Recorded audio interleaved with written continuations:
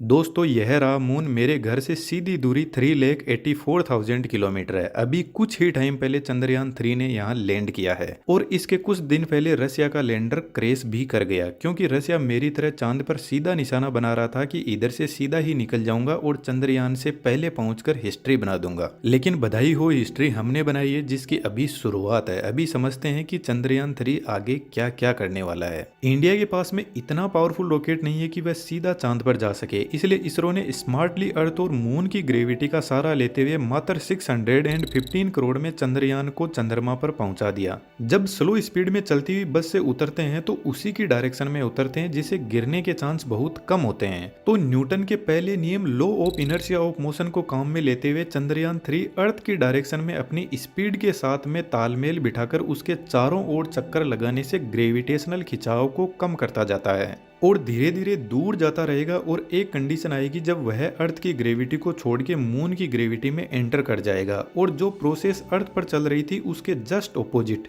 अपने ऑर्बिट को धीरे धीरे कम करके मून के सरफेस में आता गया। यह जो आप ग्राफ देख रहे हो यह बहुत कॉम्प्लिकेटेड स्टेज होती है क्योंकि यहाँ पर दो वेलोसिटी है, आपको आगे भी बढ़ना है और नीचे भी आना है। इसलिए यहाँ पर कुछ फेज होते हैं जहाँ चंद्रयान अपनी हॉरिजॉन्टल पोजीशन से 100% वर्टिकल पोजीशन में आने के लिए कुछ स्टेप लेगा। रफ ब्रेकिंग फेज में स्पीड स्लो डाउन करने के लिए ब्रेक लगाए जाते हैं जबरदस्त तरीके से क्योंकि यहाँ पर लैंडर की स्पीड 6000 किलोमीटर पर आवर से भी ज्यादा है और नीचे उतरने की डिस्टेंस सिर्फ 30 किलोमीटर है। 7.4 किलोमीटर मून सरफेस से एल्टीट्यूड फेज शुरू होता है जहाँ हैजार्ड एरिया से बचकर लोकेशन को अच्छे से देखा गया कि कहाँ लैंड करना है। 800 मीटर मून सरफेस से फाइन ब्रेकिंग शुरू होती है जिसमें लैंडर एकदम वर्टिकल पोजीशन में आ जाता है और फाइन तरीके से ब्रेक लगाता है स्मूथली। हैजार्ड मैप से बचते हुए अपने लिए एक अच्छी लोकेशन पर लैंड कर जाता है। लैंडर में शॉक एब्जॉर्बर लगे हैं जो लैंडर को विदाउट एनी जर्क लैंड करवा देते हैं। लैंडिंग के पूरे मिशन को विक्रम लैंडर ने ही कंट्रोल किया। इसरो की तरफ से लैंडिंग के टाइम कोई छेड़छाड़ नहीं की गई। इससे आप अंदाजा लगा सकते हो कि चंद्रयान 3 एक स्मार्ट रोबोट है जो बेहतरीन इंटेलिजेंस को यूज करता है।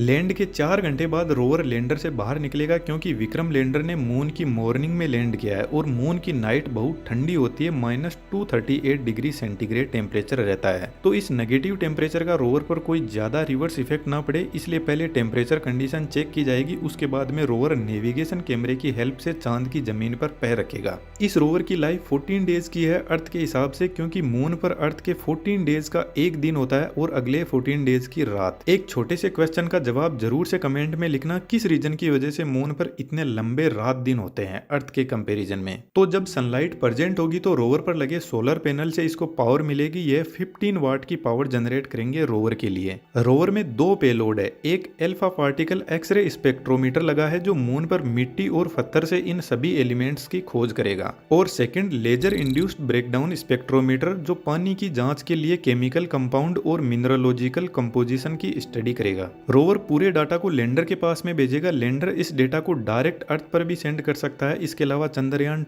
2 का ऑर्बिटर के पास में भी भेज सकता है और चंद्रयान 2 का ऑर्बिटर अर्थ पर सेंड कर देगा, लेकिन रोवर डायरेक्ट डेटा अर्थ पर नहीं भेज सकता। इसरो का डीप स्पेस स्टेशन IDSN 32 जो लैंडर के टेलीमेट्री डेटा को कॉन्टिन्यूसली कलेक्ट करता है। किसी कंट्री के लिए अपना खुद का डीप स्पेस नेटवर्क होना बहुत बड़ी बात है। सबसे पावरफुल नेटवर्क अमेरिका का है जिसने अलग अलग कंट्री की लोकेशन पर ऐसे एंटीना लगा रखे हैं स्पेस डेटा को कलेक्ट करने के लिए। तो चंद्रयान 2 के फेलियर पर इंडिया ने भी अमेरिका से कॉन्टेक्ट किया चंद्रयान 2 के साथ में हुई प्रॉब्लम्स को जानने के लिए। बात करें लैंडर की तो इसमें टोटल 3 पेलोड है। इसकी पावर जनरेशन कैपेसिटी 738 वोट की है जो इस पर लगे पेलोड को स्टडी कंडक्ट करवाने में हेल्प करेंगे। इसके पेलोड जिसमें एक का नाम है रंबा, इसकी फुल फॉर्म आप यहाँ पे देख सकते हो, जो आइंस और इलेक्ट्रॉन्स को चेक करेगा टाइम के साथ में होते हुए बदलाव के साथ में। चेस्ट सेकंड नंबर का पेलोड है जो पोलर रीजन्स पर थर्मल एक्टिविटी यानी टेम्परेचर वेरिएशन को मेजर करेगा। इसके अलावा third payload ILSA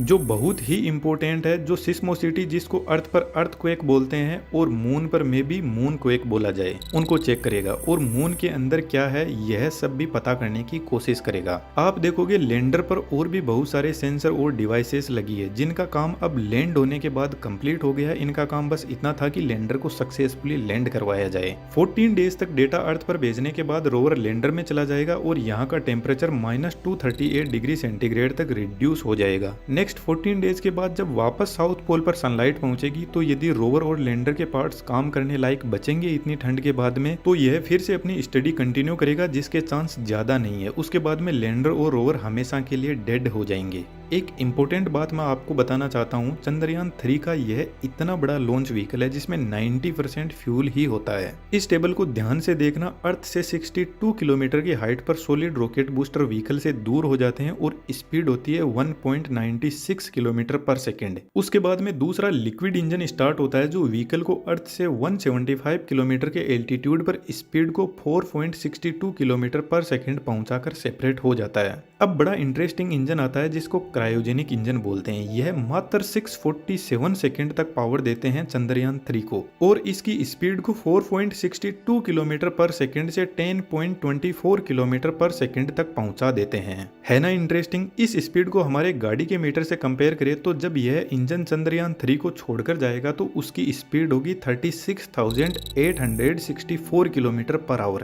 cryogenic engine गजब की टेक्नोलॉजी है। इस वीडियो को आप जरूर से देखना। उम्मीद करता हूँ इन्फॉर्मेशन आपको अच्छी लगी होगी। हमारे साथ जुड़ने के लिए आपका बहुत बहुत धन्यवाद।